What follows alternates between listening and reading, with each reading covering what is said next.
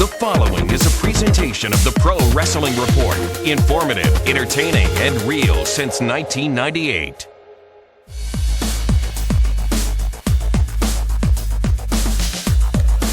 Welcome, ladies and gentlemen, to the second in a 3-week series looking at TNA Wrestling and explaining a little further in great detail what we think is right, which we did last week with TNA Wrestling, and what we think is wrong with TNA Wrestling, which we're going to do this week. Next week, we're going to look at how to fix these things we're going to talk about in a moment, David Hero. So let's get right down to it.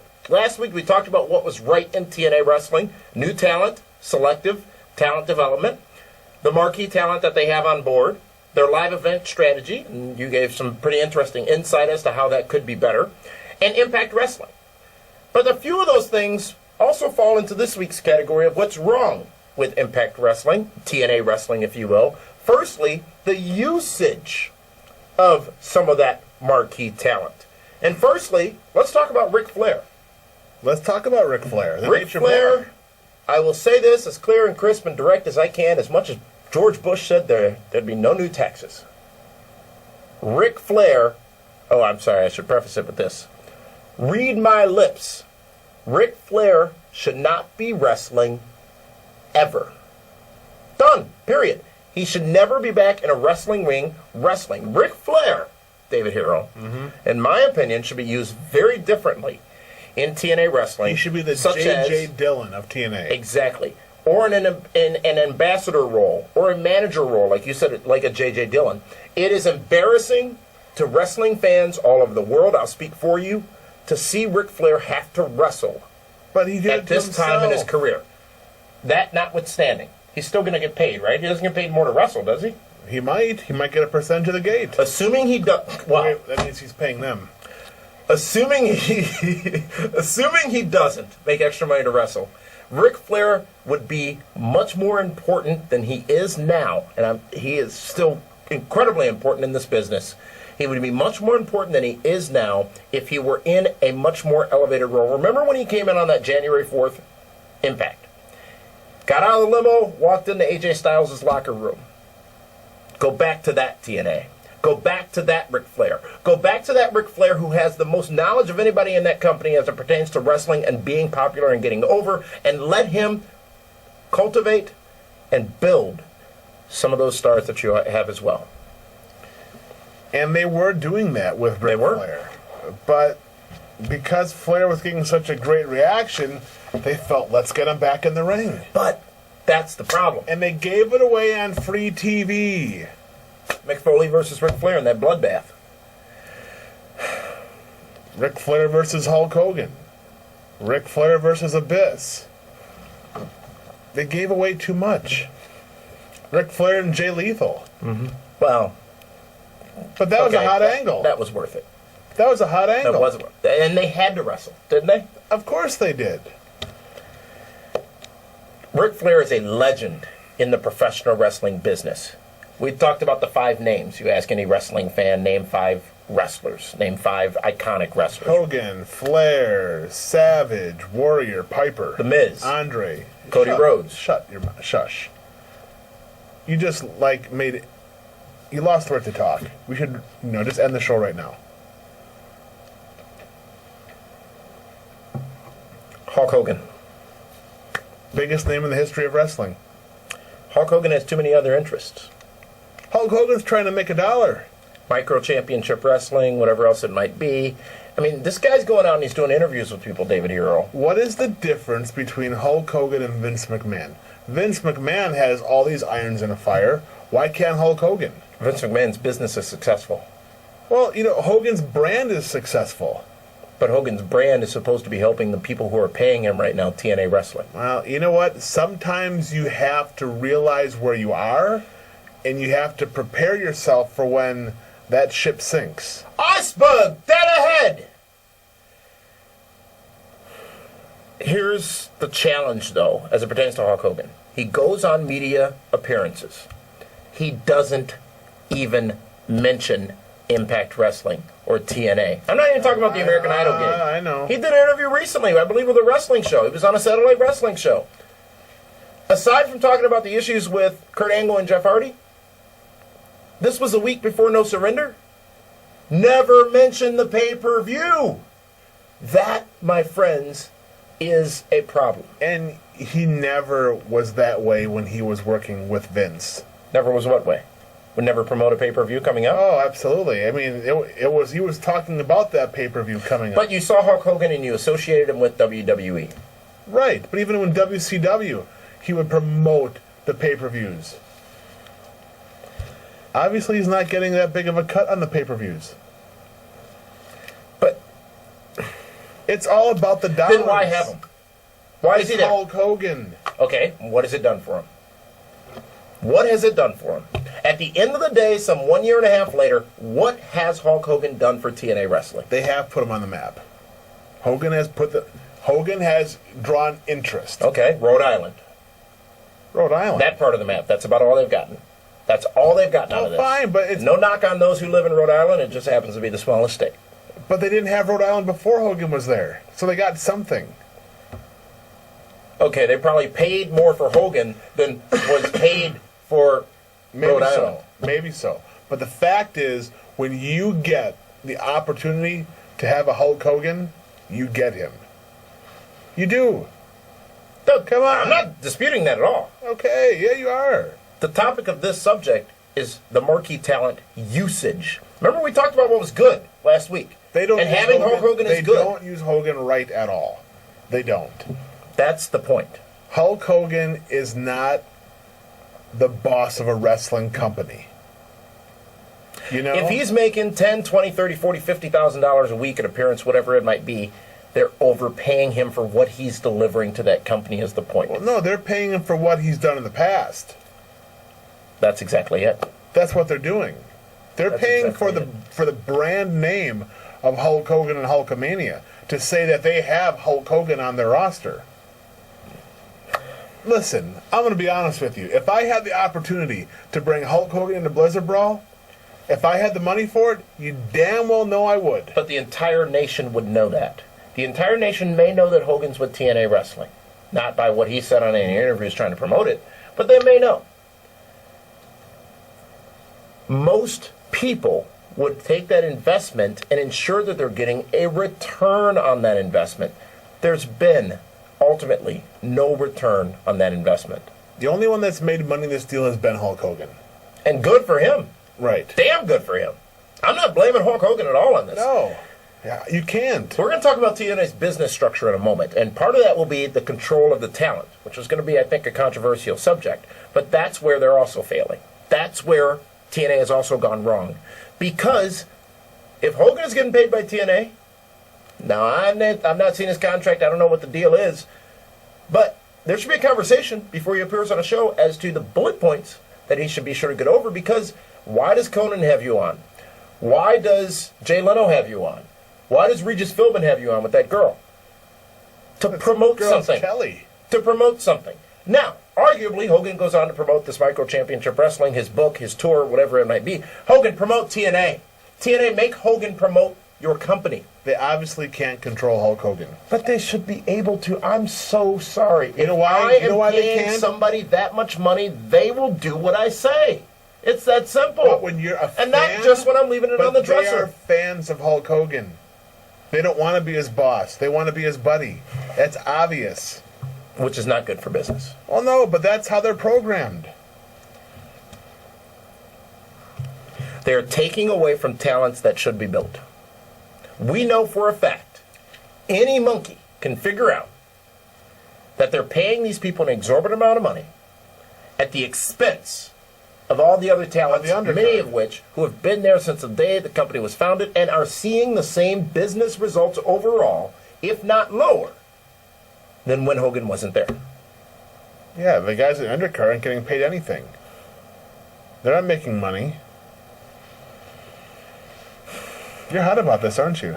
You know, it's a passionate discussion because it can be so great. It could be so great. Mm-hmm. I think, remember, when Impact was going live on January 4th and when they were going head-to-head on Monday nights with Raw, Hogan was on the billboard in Times Square.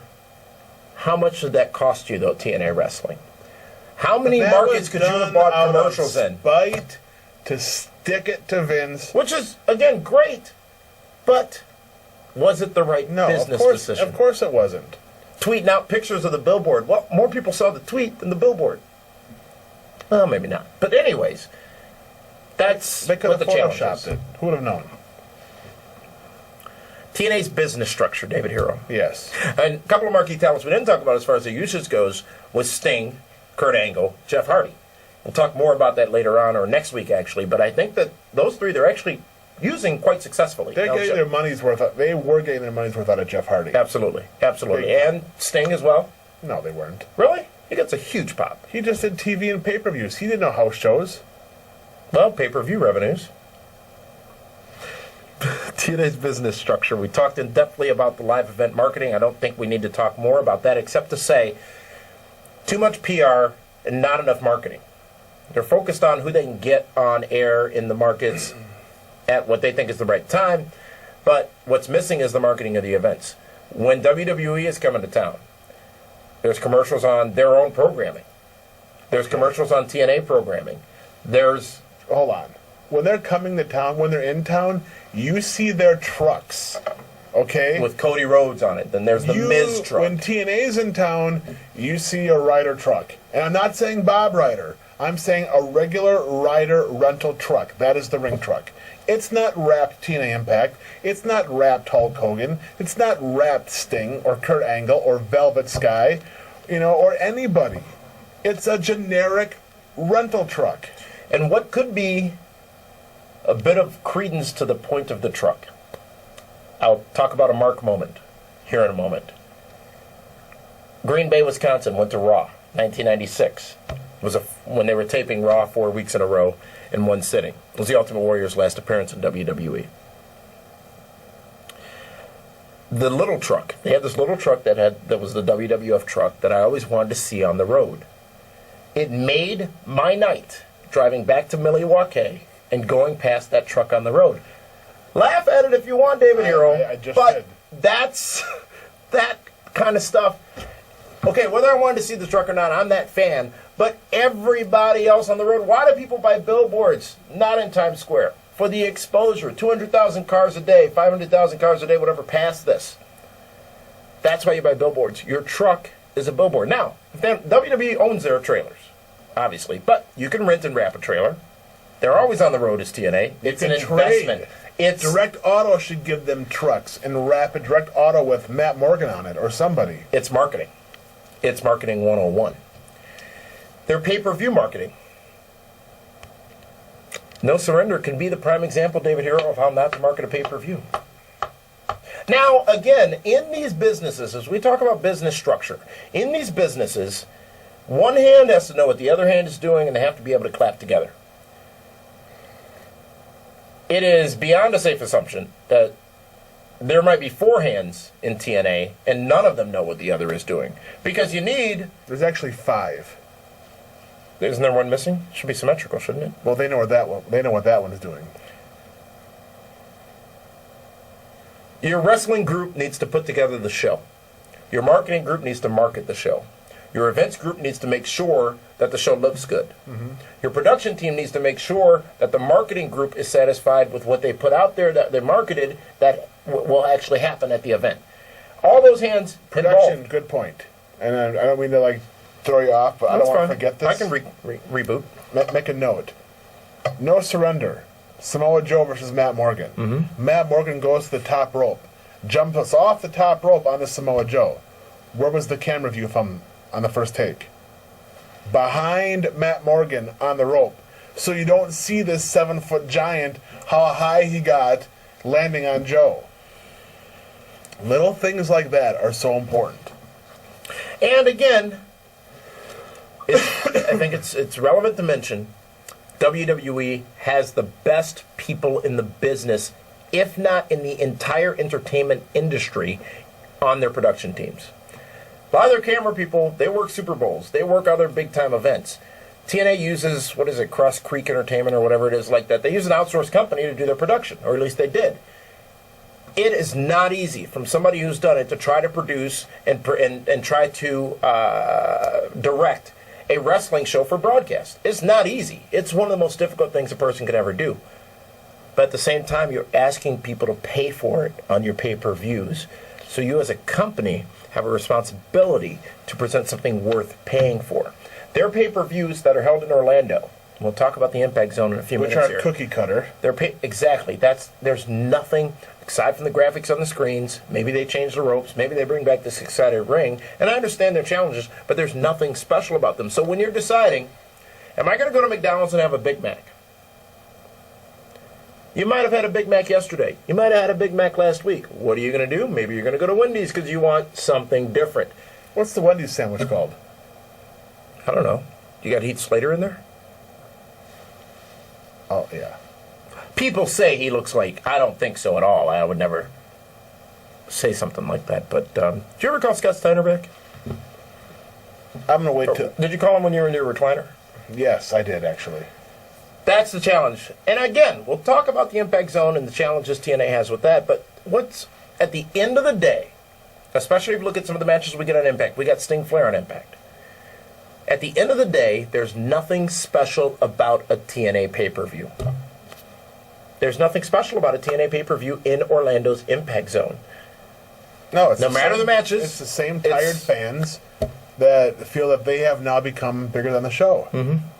Or they're fans that don't know they're watching wrestling. And didn't plan on it when they arrived at the theme park that day. And they got baited in by seeing the great Hulk Hogan, who, in the case of No Surrender, they saw, which distracted the entire audience, only at the end of the main event. It's hot in here. We still got a lot to talk about. We're talking about what's wrong with TNA Wrestling. On top of talking about first and last week, what's right about TNA Wrestling. We're going to take our first time out of this episode, and when we come back, more on the business structure of TNA, the Impact Zone, their corporate identity, talent contracts, and just how good is Impact Wrestling doing. This is the Pro Wrestling Report in-depth special edition on TNA Wrestling. Coming up Friday at PWRShow.com, it's Be the Booker for WWE Hell in a Cell. David Hero, you've said that the three-way match between Punk, Alberto Del Rio, and John Cena may not deliver, but how are you going to book it, or how would you book it with what has been given to you? We'll find out on Be the Booker, and also it's Mark Henry versus Randy Orton in a rematch. Another Hell in the Cell? Two Hell in the Cells? Two Hell in the Cell matchups at least. We'll do Be the Booker Friday exclusively at PWRShow.com. Be sure to tune in. Be the Booker, the only way to preview a pay-per-view.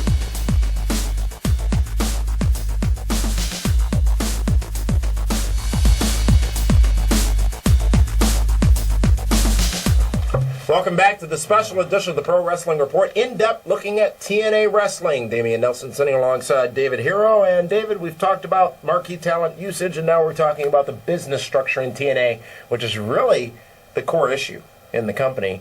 And one thing that they need to get better at, we talked about this as it pertained to Hulk Hogan, is talent control.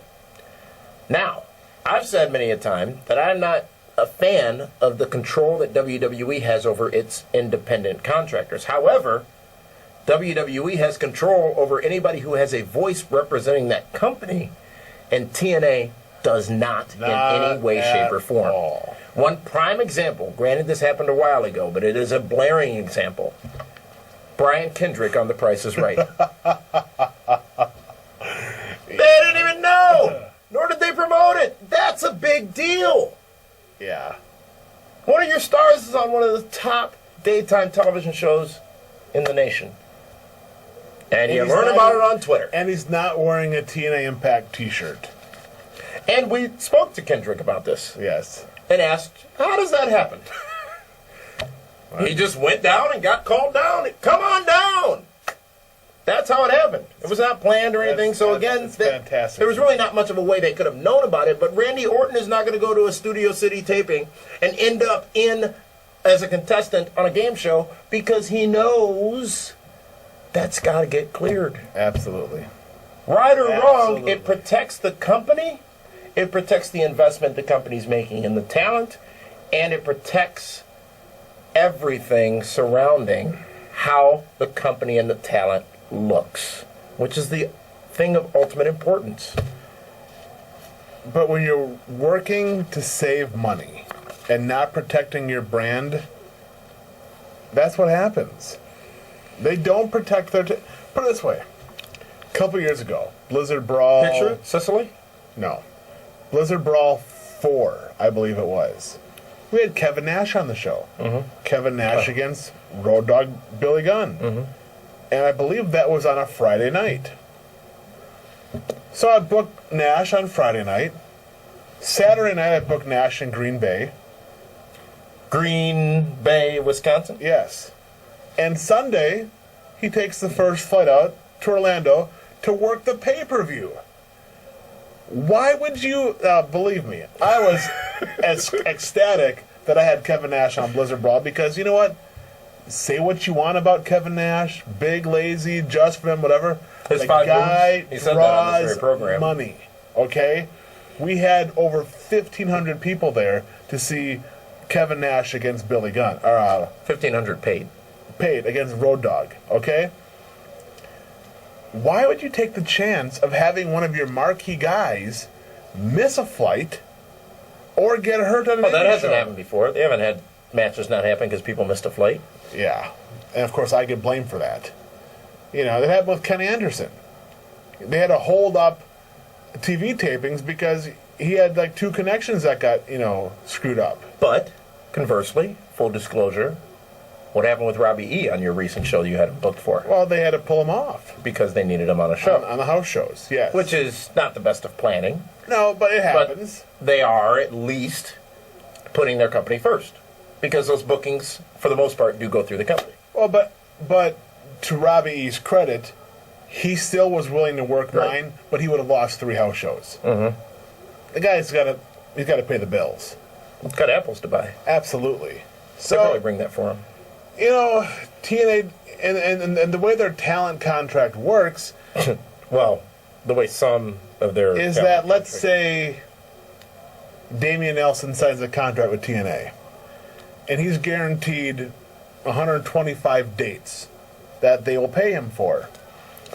I call up and say, I want to book Damian Nelson on Blizzard Brawl. Well, guess what?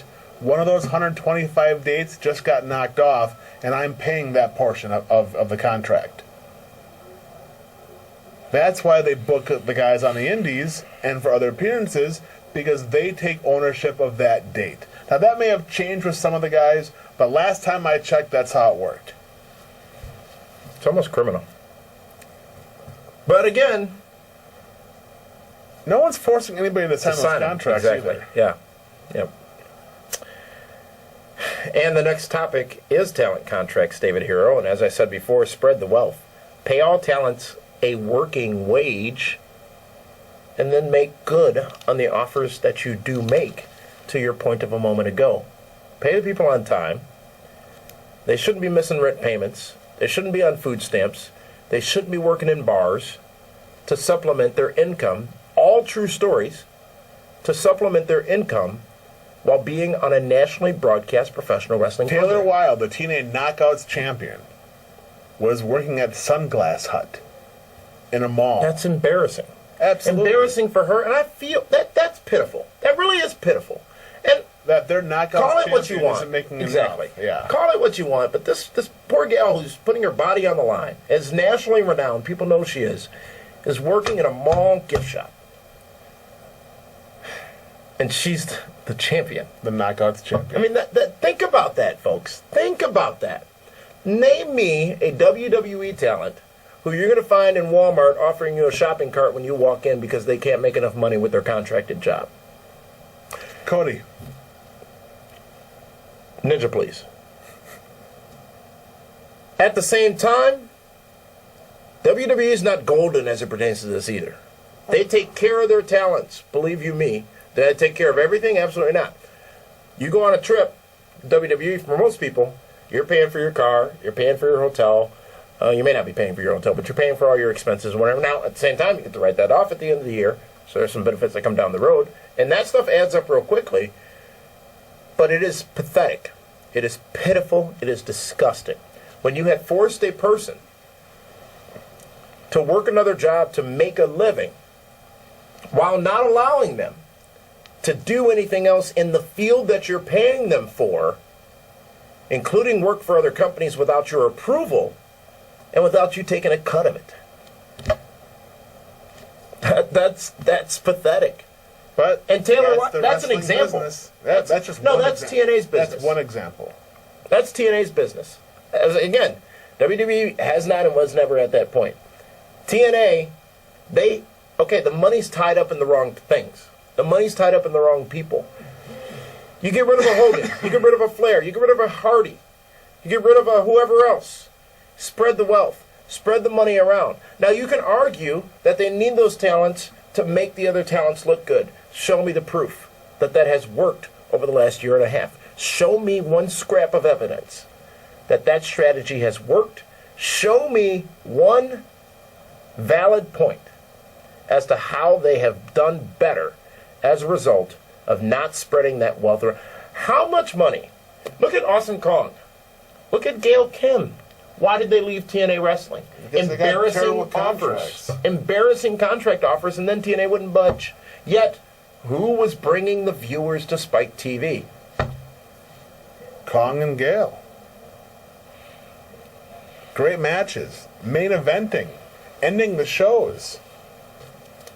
The big contracts signed 1 year ago have ultimately not benefited the company at the same value of the cost. Here's the evidence. Here's the proof. We talked about ratings last week when we talked about Impact Wrestling being one thing that's right about TNA. We'll get to that whole scrambled mess in a minute. Impact ratings, 2009 average, before Hogan came on board, David Hero. Over the course of the entire year, TNA got a 1.14 rating over the course of the entire year, 2009. 2010, which arguably is a year that is not fair to judge comparative to the year before and the year after because of the scheduling challenges. Remember, they moved from Thursdays to Mondays. They did the 3-hour live, and they had some special editions and all other stuff. A 1.06 rating. They went down from a 1.14 to 1.06. Statistically, they didn't go down very far, but it's a decrease. In that time period, they added Hogan. They added Flair. They added Hardy. RVD. They added, we haven't even talked about him. They added all these names. The Nasty all Boys, this money. Orlando Jordan, Val Venus, Ken Anderson. Cha-ching, cha-ching, cha-ching, cha-ching. Money out, money out, money out. Now, I've long said TNA should get credit for taking risks. They didn't take any risks with these established names. These established names should have been money in the bank for that company. But they couldn't be because Vince owns that trademark. He owns everything that made them great. He owns everything that made them great, and you need an equally strong company to make them great again. The Ric Flair name is gold. The Hulk Hogan name is gold. Those are two studs. Those are two people who you can build a company around if used properly. 2011, so far, David Hero, average rating for TNA Impact, 1.18. So they've gone up. For what they're paying, these marquee talents, they shouldn't be still in the basement at a 1.18. Only Agreed. 0.04 higher than the year of 2009 when they didn't have any of these talents. They haven't grown. If you're not growing in business, you're dying. Well, they are getting older. SmackDown, just to compare apples to apples, and I think the most comparable show to Impact would be SmackDown. It's taped, it airs later in the week. NXT? That's online only. Oh. SmackDown 2009 averaging a 1.94 rating. SmackDown 2010 averaging a 1.81 rating. So arguably you could say wrestling went down in general in 2010. 2011, SmackDown averaging a 1.91 rating. So SmackDown up as Impact is up. And keep in SmackDown mind, in 2009, it was on network TV, not cable. Yeah. You can spin these numbers all you want. You can talk about demographics. You can talk about the competition. You can talk about all kinds of things.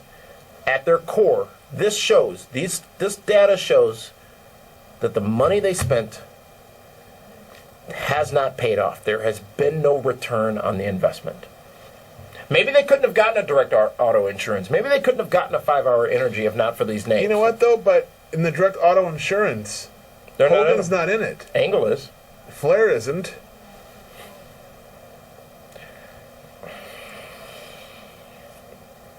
Yeah, if you keep doing that, you're going to lose everything on top. They should reinvest that money in marketing the product. Now, you could say, David Hero, that without those names, there is no TNA. They were 6 years, 7 years, whatever, doing the same thing, getting the same rating, making the same money, not growing. Mm-hmm. They've tried this. They haven't grown. Do they go back well, Hogan's to what they contract was? is up end of this year. Do they go back to where they were? Do they walk away from this? This is a failed experiment. They walk away Is from it failed?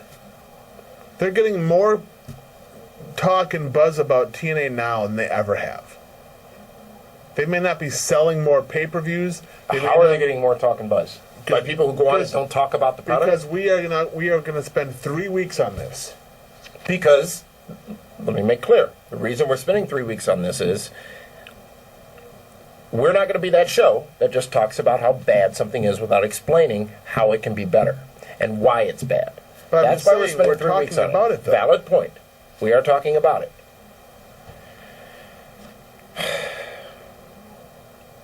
The Impact Zone. WCW Saturday Night Studio Show. TBS Saturday Nights. Once again, Studio we're going show. back to the old WCW faithful that work with TNA. Mid-South. That's what they're Studio familiar show. with. Not Mid-South, maybe, with a lot of the Memphis Georgia shows. Championship studio shows. Wrestling. In their time, it was a great, great, great thing to do. But it was local. It was a territory. Disney MGM wasn't local for WCW, but it worked. It wasn't their marquee show. It was a Saturday we're morning talking show. about Georgia Championship. We're talking about Correct. Mid-South, Yeah. Memphis. It is a cost-effective strategy. It makes perfect sense. Think of how much you're saving by not renting all this equipment and going on the road each and every week. But is it damaging the product? Yes. It is damaging the product. How so? The fans they don't care. They're not bought in. They're not vested. They don't know who half the people are. And that's not TNA's fault. That's not the fans' fault. Yes, it is. It is TNA's Oh, fault. but they've got to run their business in a cost-effective fashion. Now, we've talked about how they can free up some funds and be better at that. But for the here and now, $30,000 a month, whatever they're paying to Universal. Do you know what the problem with TNA started? It started when when it was first put together, and they chose TNA. Think about it. Total nonstop action. Yeah, who thought that? Nobody did. And they have Tracy Brooks in a cage dancing around like, she's a stripper. Then you have, the other Sunshine Girls doing their deal. And that's how they were trying to brand TNA. When you have one of the factions was called Sex, right? Okay. So they dug themselves in a hole from day one. But when they start, no, not from day one. When they Yes, start, they did. okay, they had the cage girls and all that stuff, but then they went in a different direction and they tried to go family with a name TNA. Yeah, it doesn't. Yeah, so. Mommy, Daddy, can I watch TNA tonight? Listen, Listen, here's the thing. When I'm promoting Blizzard Brawl, and I have Tracy Brooks, or I have ODB. Talk about the posters. Or if I bring in Velvet Sky, I do not want to say TNA Wrestling Star, because people don't know what TNA is, but they know what TNA is. And there are some connotations attached to wrestling that will not benefit anybody. Right. What have you done with several posters that have been submitted to you by your designer that had Tracy Brooks I send them back. to get Tracy Brooks? Yeah. You gotta, absolutely. And I love Tracy, Just an example of a... It's like, come on, It's not the Attitude Era where that works anymore. The next problem, and you've led into it very well, is their corporate identity. Now they're Impact Wrestling, they're TNA Wrestling. Seems like TNA is still the overall brand. Impact Wrestling is the show on Thursdays. Great. Maybe if their press release when they changed their name would have come out before all that happened, people would have understood it better. But even though they changed their brand name, they chose the SmackDown color scheme. Looks better. It's more appealing. Right. It's easier to go out and sell Impact Wrestling than it is to sell TNA. Well, actually, it's probably easier to sell TNA. They should have used a different color scheme. But red's taken, blue's taken, orange is taken, yellow's taken. You could have used green. You could have used anything different. We should probably stop now. Yeah, I'm exhausted. Next week, we talk about how to fix these things, at least from our standpoint. And we'd love to hear your conversation, your ideas, your thoughts. Comment on our YouTube channel here. And give us a call on ESPN Radio, Monday nights right after WWE Raw, 540 ESPN, ESPNMilwaukee.com. How about last week, David Hero? Really an amazing week, debuting on Channel 24 in the city of Milwaukee. These brand new digs here. the highest rated PWR show ever. Ever? Forever? All time. Yes. How do you get that data before I did? I know people that know other people. I got to get to know those people. Next week, how to fix it. We'll see you then on this special series, the final week of the Impact In-Depth series. Next week right here on our online media channels for that one. It's Damian Nelson saying thanks for tuning in.